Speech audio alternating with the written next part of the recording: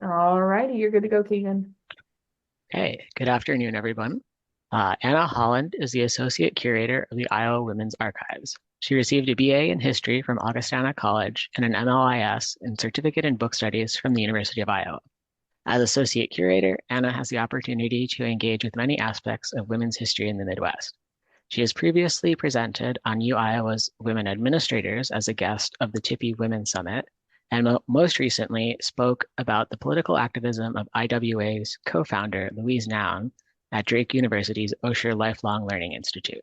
Her exhibitions on topics such as the feminist women's health movement, Iowa's nurses, and Iowa's women's athletics have been displayed around campus and at university events. Also with us today is Kate Orazem, who is the Jean Lloyd Jones and Michael Einon Lynch Women in Politics Archivist at the Iowa Women's Archives. She was born and raised in Ames. In 2011, Kate, 15 other students, and alumni filed a Title IX complaint against Yale University, which forced the school to reform its sexual assault adjudication procedures. Before coming to the University of Iowa, Kate originated the archives program of the Rural Organizing Project in Oregon. She currently serves as co-chair of the Archives Committee of the LGBTQ+ Iowa Archives and Library. Thank you both so much for being here today. Thank you. Thanks, Keegan. Well, I can get started. Hi, everybody. I'm Anna Holland, and I'm the Associate Curator of the Iowa Women's Archives. And I'm Kate. I am the Women in Politics Archivist, also at the IWA. Today, we'll be talking about Title IX, which was the landmark legislation that outlawed sex discrimination in education, and the biography of Christine Grant, who was the first and only director of women's intercollegiate athletics at the University of Iowa. Grant was a prominent national advocate for women's sports, and she had a really concrete, meaningful impact on how Title IX was interpreted and applied.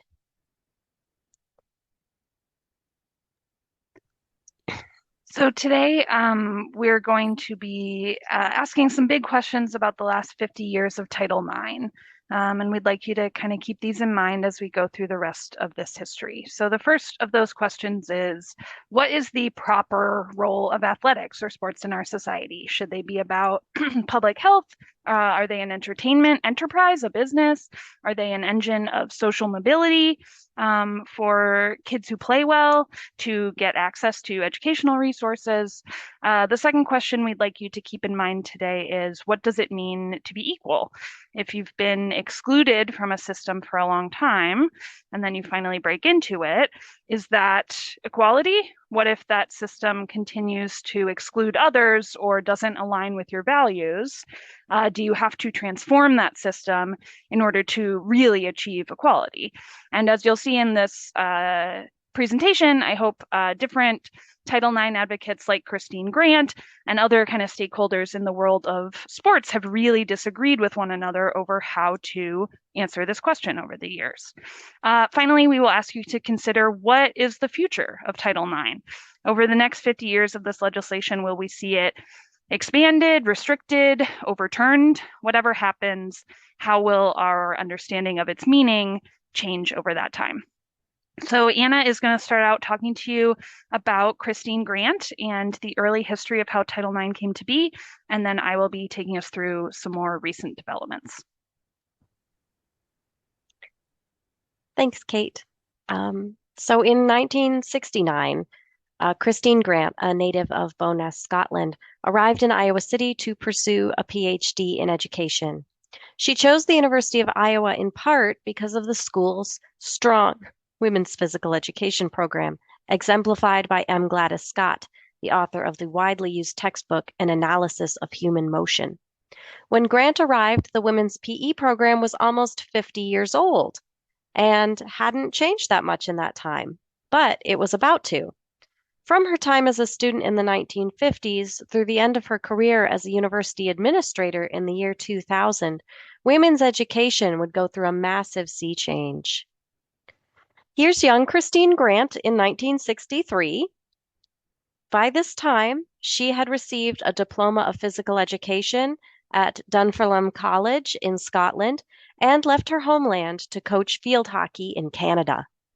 Her experiences of both higher education and athletics up to this point would have been saturated with ideas about women's inequality to men. From the 1800s, when women began to show up in institutions of higher education, people made the argument that women were weak and, if they must go to school, they needed protection. Throughout the 19th century, some still argued that studying would make women too masculine, and that activities like academic clubs could drive a woman mad or even kill her. Attending college to attract and secure a husband was acceptable, but even in that case, it was paramount that both her virtue and her fertility were protected by the institution.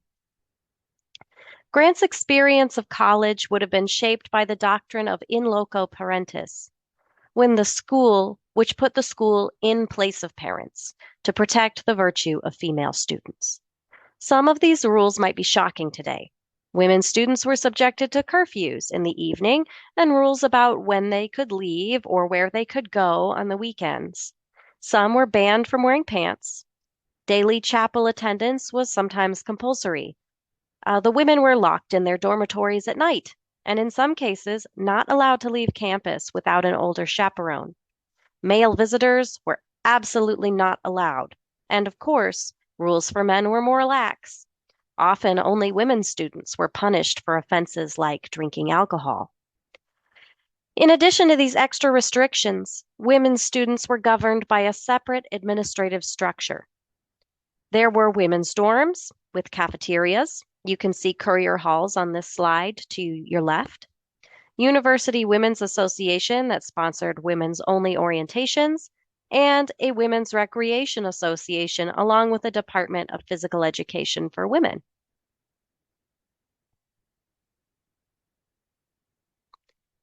Athletics and physical education had to be separated by sex because many believed that female anatomy made them particularly fragile. Into the early 20th century, some people believed that a woman's uterus was suspended in her body by delicate strings that could be jostled out of place with vigorous activity. Any activity, even studying, that women engaged in during menstruation was thought to, quote, draw a woman's bodily energies away from her uterus, with dreadful and long-lasting consequences, end quote. This meant that athletics for women, where it existed, was less competitive and physically demanding than for male students. Calisthenics, often done while standing in one spot, was a staple of women's physical education from the 19th century into the 20th. This stately form of activity was challenged with the advent of basketball in 1896.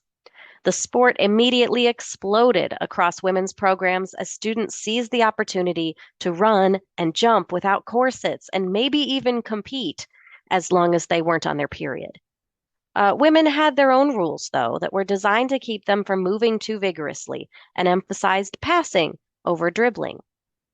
Over the next few decades, attitudes about athletics started to shift. Activity, even the vigorous ones like basketball, were good for girls. This change was reflected at the University of Iowa by the establishment of the Department of Physical Education for Women in 1924. It had a separate staff of women like Elizabeth Halsey of Halsey Hall and M. Gladys Scott, and separate facilities. The value of athletics were also different than for men. Competition was masculine, so intercollegiate games for women were uncommon. Here at the University of Iowa and elsewhere, intramural sports were the closest female students could get to competitive games. Into the 1960s. Physical education programs emphasized lifelong sports like tennis, golf, swimming, and archery for female students.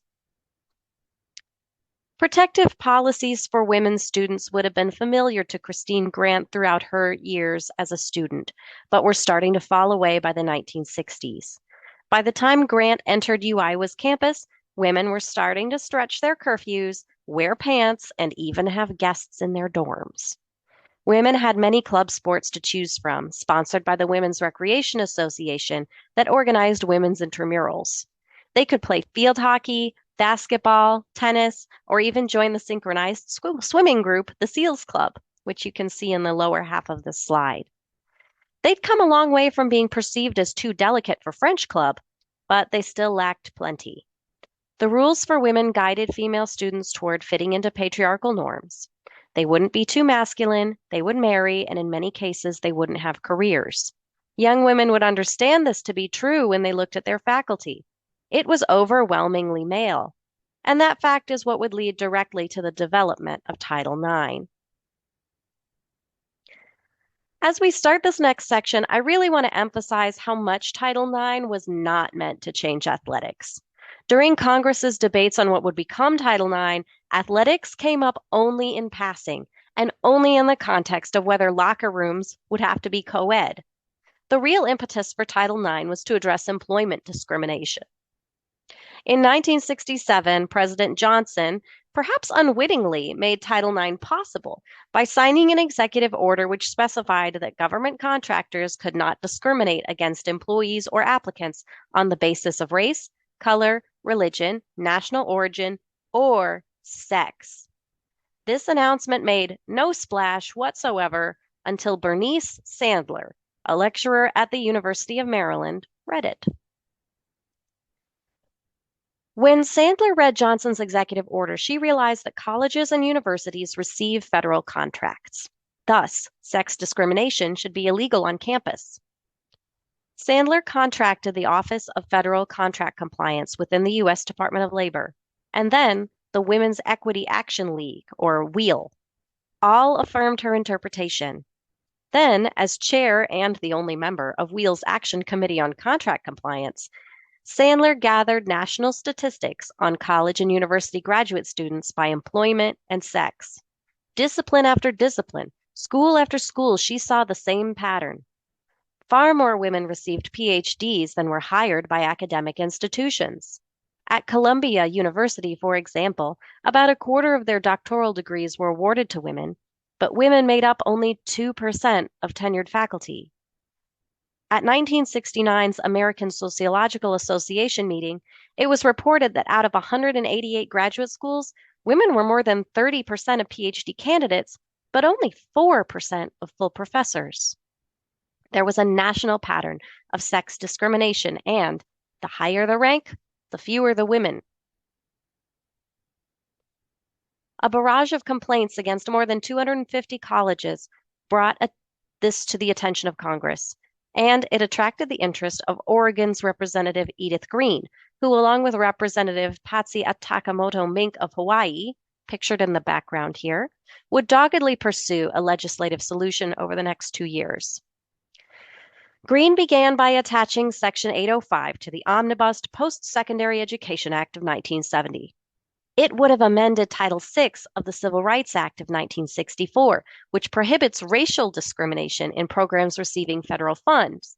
It would have added sex. Then President Nixon did not support it, and it failed. In 1971, Green introduced the Higher Education Act of 1971, which included Green's Section 805 in what would become Title IX. Green and Birch Bayh, senator from Indiana, led the effort to get Title IX through Congress. It would do more than fix employment inequities. It would also make, there we go. It would also make sex discrimination illegal in student programs. However, it was far from perfect. To pass it, lawmakers had to allow exemptions for private undergraduate admissions, single-sex schools, and military schools, and schools controlled by religious groups. Quote, if compliance would violate the tenets of their faith, end quote.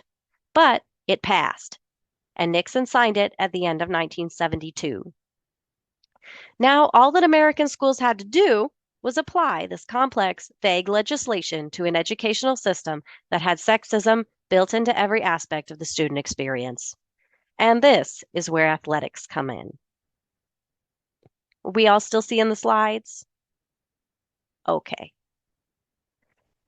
Although no one had been talking about athletics during the development of Title IX, apart from the stray reference to locker rooms, applying Title IX would require a major overhaul of athletics in higher ed.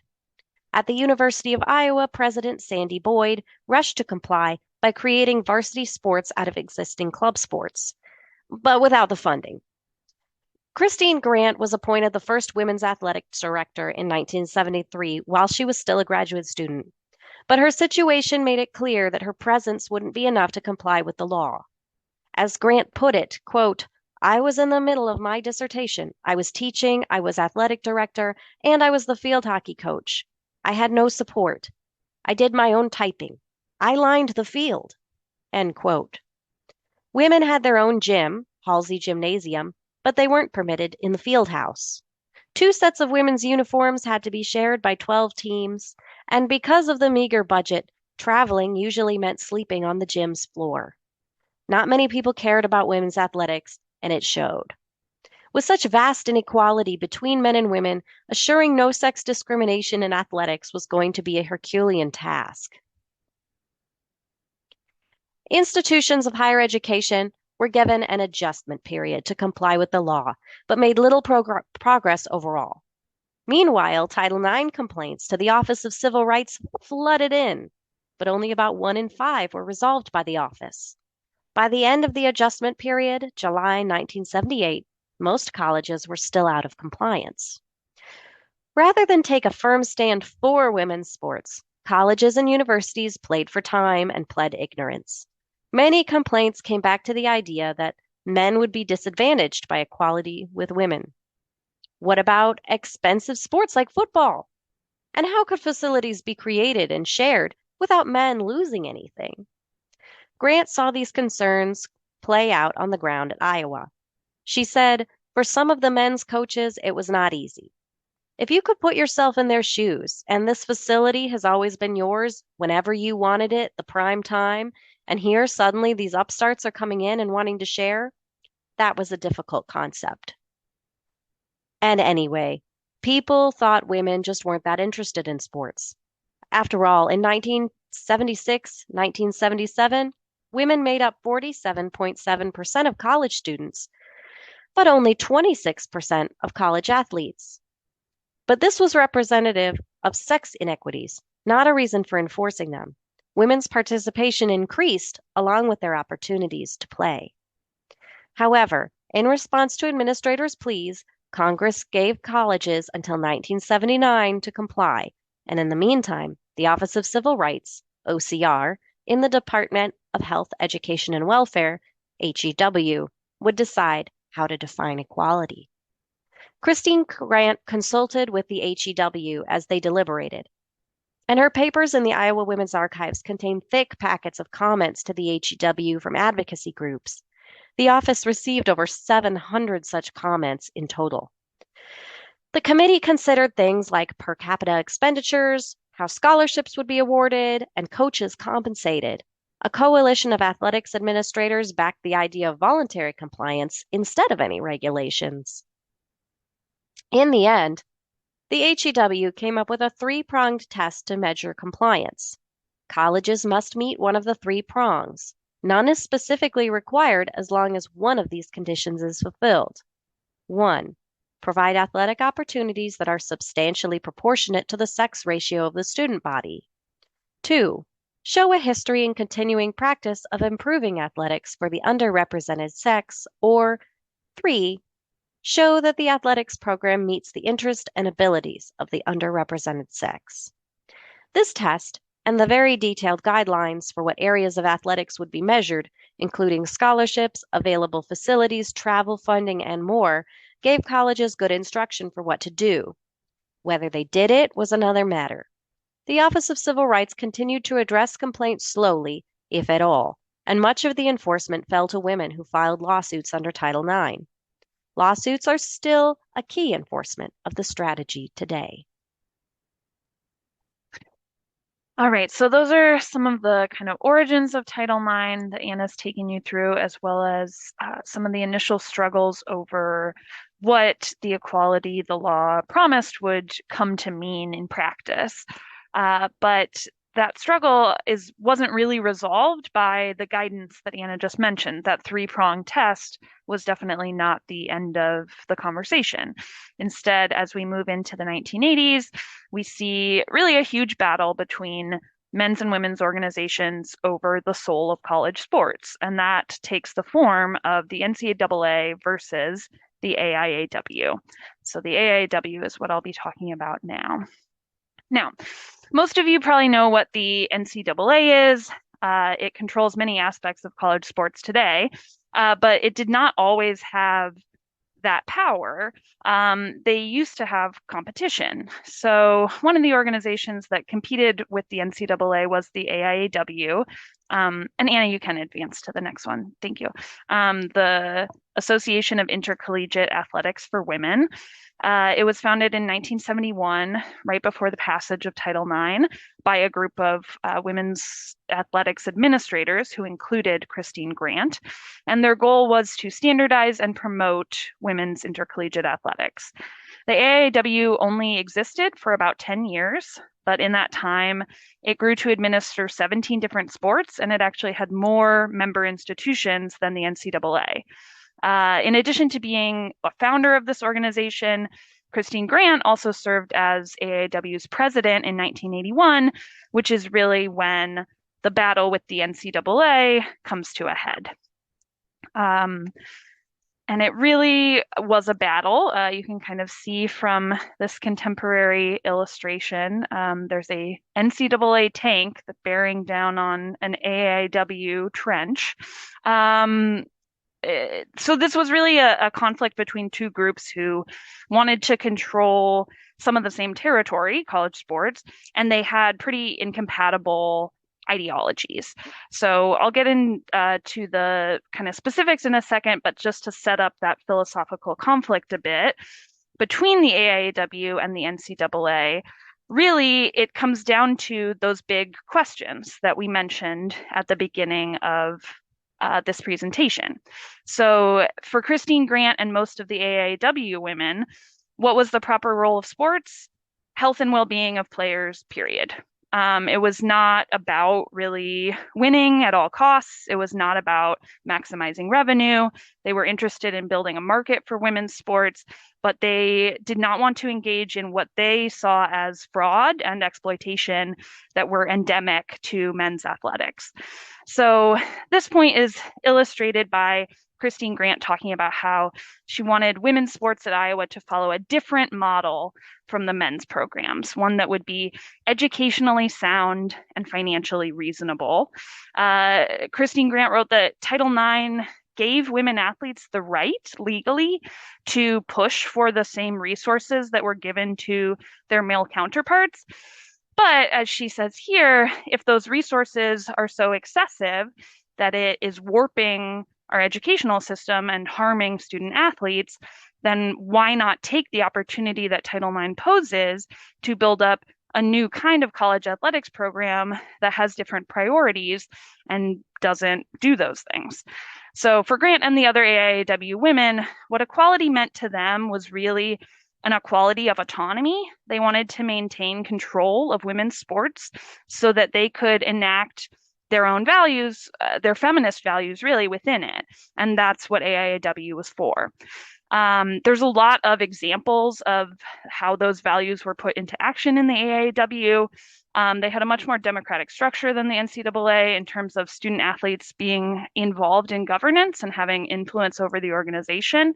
They had, beginning in the early 70s, in the Anti-Racism Committee, which C. Vivian Stringer, some of y'all might know that name. She was a long time and a very celebrated basketball coach at UI. There were also she was very involved in that work.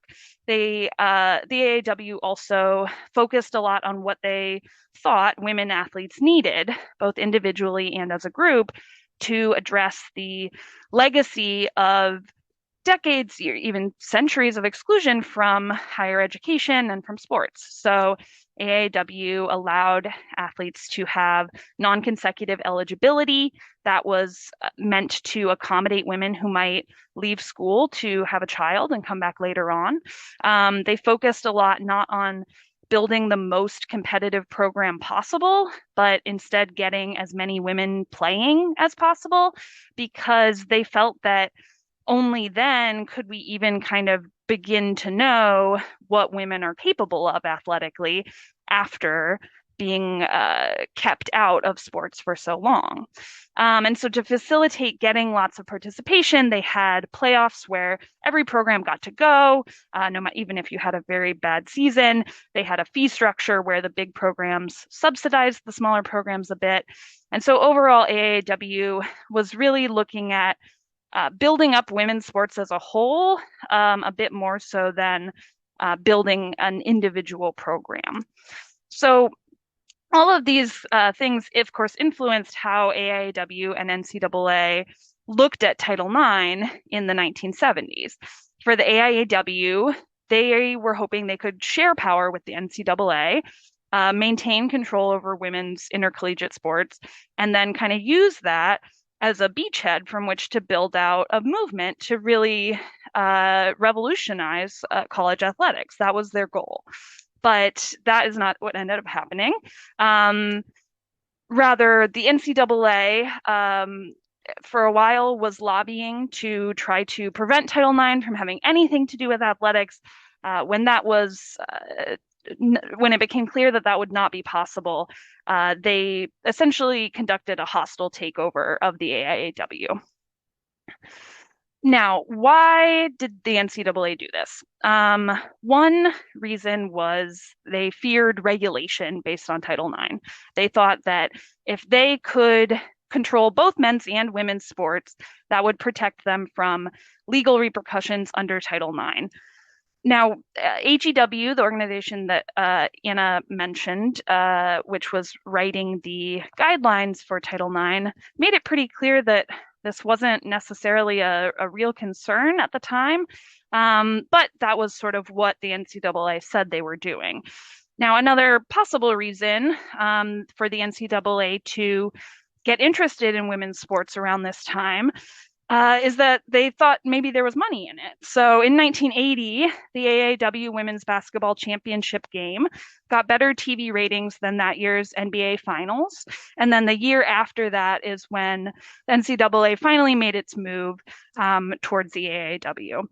And then finally, just looking through all of the records of Christine Grant, her correspondence, the press quotes that male leaders of the NCAA gave about this controversy, as well as reports about how AIAW women were treated at NCAA conventions and meetings. You do get a pretty strong sense in all of those materials of some misogyny playing out, of men who were unhappy with and kind of out to get women who they saw as standing up to them and criticizing them. So most of those NCAA supporters were men, but not all. The NCAA was able to peel off certain AAW women to come over to their side, and that was very effective in helping them get what they wanted. So here we have some notes written by Christine Grant. These are strategies used by the NCAA, which led to the AAW's demise. And you can see in the bottom, or in the second call out there, that one of those strategies she thought was to divide and conquer influential women. One example of that would have been AAW member Judith Holland of UCLA. She started publicly supporting the NCAA position and then was kind of rewarded for this by the NCAA. Judith Holland at an AAW conference earlier that year had told her AAW colleagues that she was throwing her allegiance behind the NCAA because she had ambitions to be not just a women's athletics director, but an athletics director for all of UCLA, the whole program. And her bosses had told her that they would not give her that job because she didn't have any experience in football. So she publicly supported the NCAA. The NCAA then put her on their football contract committee. She gets all kinds of football experience. But did UCLA ever give her that job? No, they did not. So in 1981, the NCAA started offering women's championships. They basically made it so that schools, it would be incredibly disadvantageous to them financially to refuse to join the NCAA and to leave their membership in the AIAW. As a result, the AIW lost 18 of their top 20 basketball teams. They lost their TV contract with NBC. This was the year that Christine Grant was president of the AIW, and she and the other leaders decided on a last-ditch lawsuit alleging that the NCAA had violated antitrust law with their inducements to the AIW members. However, the AIW lost that suit and then officially shut down in 1983. So here's kind of an elegy for the organization from another AIW president, Donna Lopiano. She says, "Without money, without position, and from scratch, we became too powerful, too threatening for the status quo in athletics to allow us to continue to do our thing." But that is not the end of the attempts to weaken Title IX. As we move into the 90s and the 2000s, those attempts will continue, and many of them will come from stakeholders in men's sports, particularly football. So this really gets going in 1992, 20 years after Title IX, when the NCAA conducts an internal review, which finds that basically no one is complying fully with Title IX. The NCAA makes a few proposals to address this, which include capping coach salaries and banning practices like putting the whole football team up in a hotel the night before home games. The College Football Association, which is a group of the schools with major football programs, were very unhappy about this. So they threatened to pull out of the NCAA, and they start running TV ads with the theme of Save Football. Then they get Congress to schedule a hearing. So this is, spearheaded by the College Football Association, but the people that they actually get to testify are not football coaches or players. They are members of the Men's Non-Revenue Sports Coalition, so which is an association of college sports like wrestling, swimming, baseball, golf, meaning sports that don't make money on ticket sales. And they say, you can come and testify at our hearing for us, right? You guys can support football in our goal to push back against what we see as excessive Title IX enforcement. So they team up, and really there's a lot of really emotional and wrenching testimony at this hearing from young men who have lost scholarships when their schools cut their sports, and that testimony is used to support the claim that Title IX unfairly penalizes male non-revenue athletes. Now, sorry, can we go one slide ahead, Anna? Great. So I wanted to kind of just spend a little time with this narrative that Title IX unfairly penalizes male athletes. You see it a lot in Christine Grant's papers.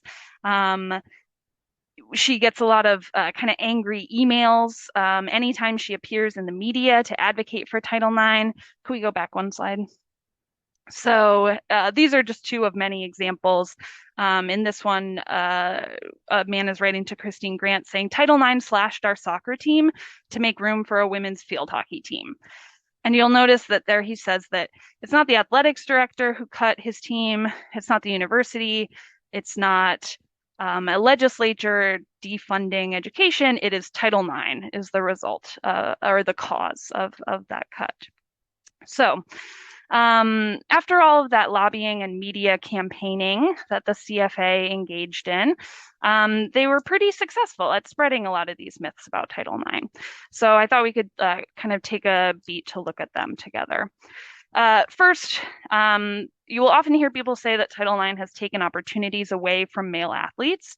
If that were the case, we would generally expect to see the proportion of male students playing sports today lower than before Title IX, but that is switched. Actually, the proportion of men and boys who play sports in school has gone up since Title IX. A second myth you'll hear a lot about Title IX is that it has given women and girls equality of access to athletics opportunities. That has never happened. There have never been kind of equal spots funding given to women's sports in comparison with their male counterparts. Another myth you'll hear a lot is that Title IX is over-enforced.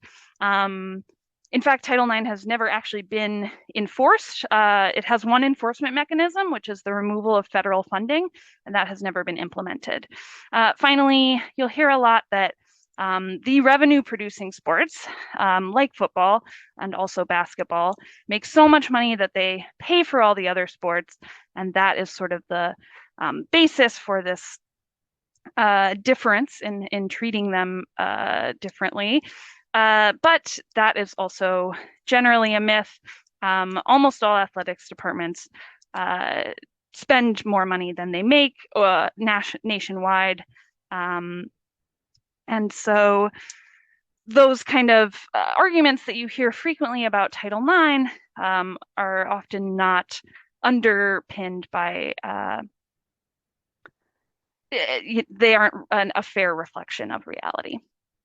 So that would be why kind of the scholarly consensus about whether or not Title IX is the reason why men's non-revenue sports have suffered is really summed up in this quote by Rich Hagland. He's a compliance lawyer for colleges. He wrote this in 2005. As long as no institution or organization is willing to do something about the sacred cow that is college football, men who want to participate in varsity athletics other than football will be left out, and the sexes will be pitted against each other for the remaining opportunities. Now, Christine Grant was at the University of Iowa for almost 40 years, finally retired in 2001. Immediately after that, President Mary Sue Coleman announces that they will be merging the men's and women's athletics departments at the University of Iowa. Her reason for doing that traffic in a lot of the myths that we just discussed. So she tells the press that the reason they're merging the departments is because they don't want to create opportunities for women by limiting opportunities for men. Now, it's notable that Coleman had to wait for Grant to leave to enact this merger. And as you can kind of see in this collage of headlines about the merger, almost all of the press coverage about it talks about Christine Grant.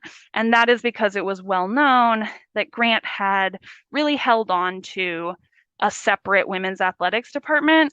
University of Iowa had one way longer than any other school. And that's because she believed that a separate department was the way to preserve her kind of AIW way of doing things.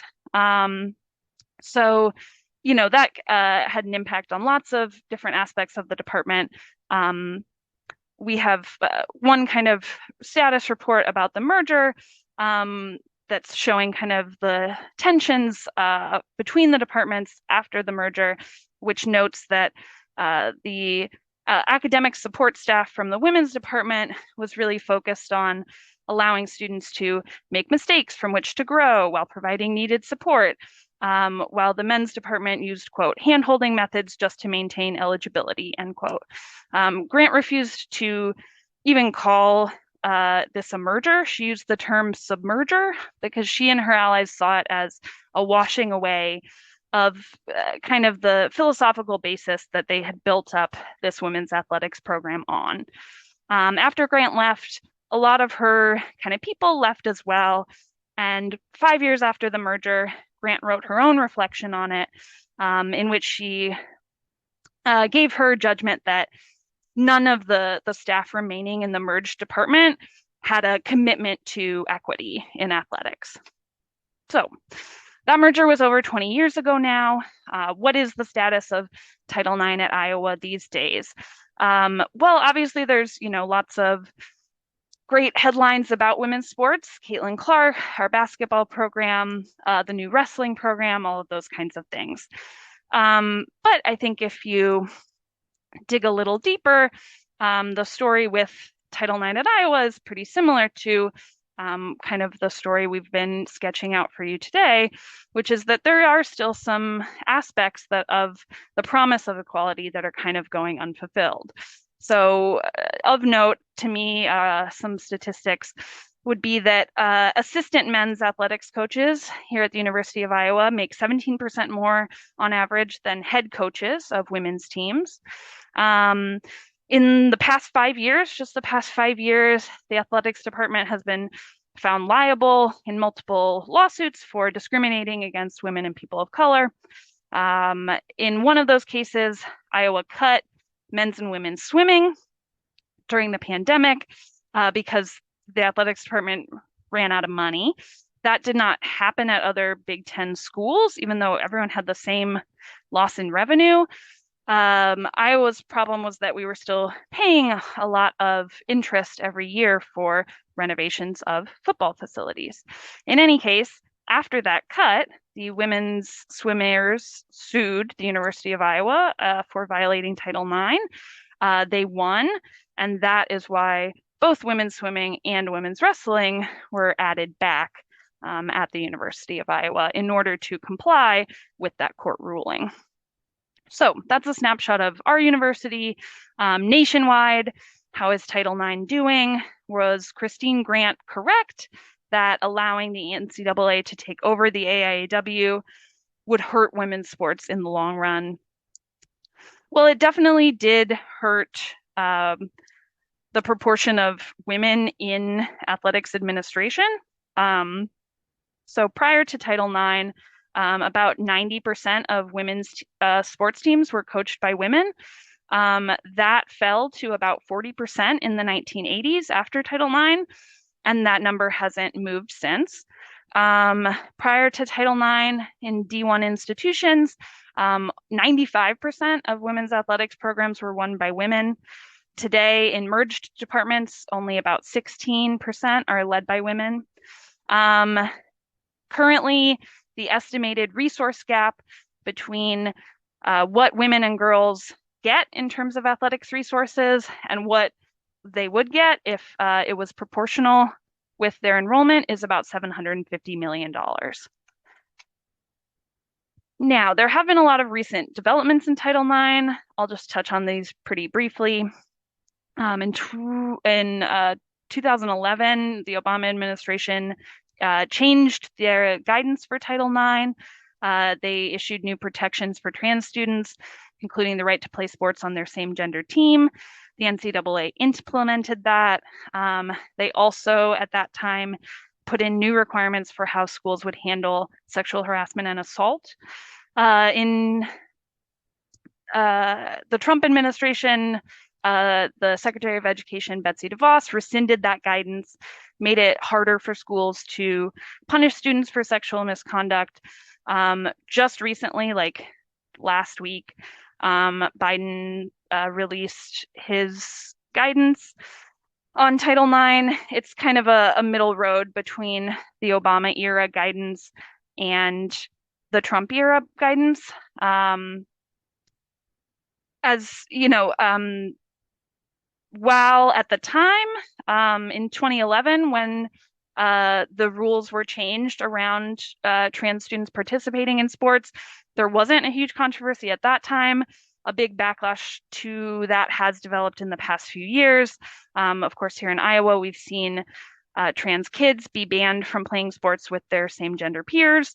And kind of on the nationwide level, there's just recently been a lawsuit filed under Title IX against the NCAA by cis women athletes who want trans women out of college sports. So that kind of brings us up to date. I'd like to return to these big questions that we introduced at the beginning of the talk, kind of see where we ended up with these.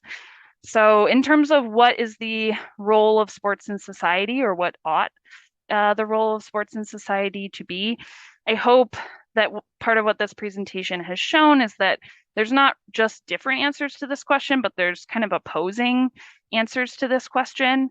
And until we can all kind of get honest about those conflicts of interest, I think it's difficult to even sort of understand what we're disagreeing about. Because we're thinking of sports in very different ways sometimes. In terms of this second question, what does it mean to be equal? I think that is very important for Title IX, because whatever you think sports are for is going to be likely what you'll try to equalize. So we've seen a lot of different visions of equality in our presentation today. As Anna discussed, in the 19th and early 20th century, women's physical educators saw equality as the right for women to participate in sports at all while being protected from potential negative consequences. Moving into the 70s and 80s with the advent of Title IX, the AIAW feminists saw equality as autonomy to build a women's sporting culture that could be really focused on wellness and community. But they came into conflict with other advocates who thought that assimilating into the NCAA was the best way to get the same money and prestige that male athletes got. And that was what they saw as equality. And then today, we see a big conflict around integrating trans athletes into sports, what that means for cis women. And while some people see an inclusive approach, a gender inclusive approach to athletics as an opportunity to really start challenging deeply ingrained cultural beliefs about female weakness, and also to expand our conceptions of equality to encompass bodily autonomy. Others believe that equity in women's athletics can only be maintained if cis women are protected against competing against trans athletes. I think on that last point, it's interesting to think about how this conversation would look had the AIAW survived, to build a kind of alternative sports culture that proactively welcomed and really reached out to women who had been told over and over again, sports aren't for you, you don't belong here. If that work had continued, what would that look like today? And finally, would there be, if the AIW were still around telling its own stories to generations of women athletes, there could be some discussion of the examples of Judith Holland or the Men's Non-Revenue Sports Coalition in terms of divide and conquer tactics that Christine Grant kind of called us to be alert to when the status quo is under threat. There are structural conditions that have an influence on this conversation. We could send every child who wants to college so that no one had to compete for scholarships. We could, as Rich Haglund says, end the football arms race so there's more money to go around for women's and men's non-revenue sports. We could choose to prioritize giving girls and women equal opportunities in athletics over maintaining the world of college athletics as it looks right now. There's a lot of reasons why those things haven't happened. And I think those are the questions that we ask looking into the future of Title IX. As we look into that future, I think we're likely to see a lot of continued discussion about Title IX in the coming years. I've just recently, probably partly because of research for this talk, I've been getting lots of ads about Biden's new guidance, trying to kind of foment anger around those and political resistance to them. So to get a sense of the future of Title IX in a way, all you really need to do is look back at its past.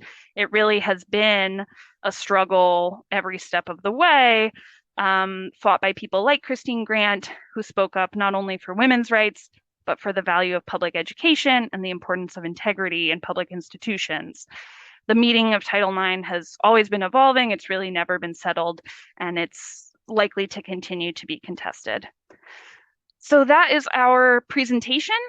We have some resources you can check out for further reading if you'd like. We also have some fun photos of Christine Grant that we couldn't fit into the rest of the presentation. But yeah, we're ready to take your questions now. Thank you.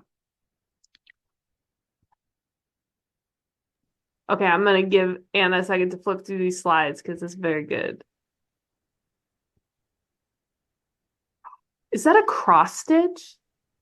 Yes, it is. Oh It's in the my, archives if you'd like to see it in person. oh my God. That's so cool.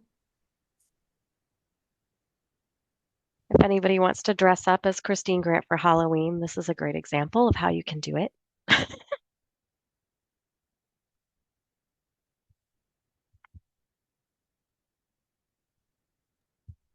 Ah, that's amazing. Are Yeah, there and any more pictures or is that the end of the that's the end. okay? Also, I know the further reading slides are huge, so please contact me or Kate if you're interested in the topic, and we'll send you our top hits of secondary sources for Title IX. I can also link, because I'll probably be digging through your bibs here for this because I'm very interested. So I can also link those in the follow-up email. I'm Please gonna go do. ahead and yes, I'm gonna go ahead and stop the recording.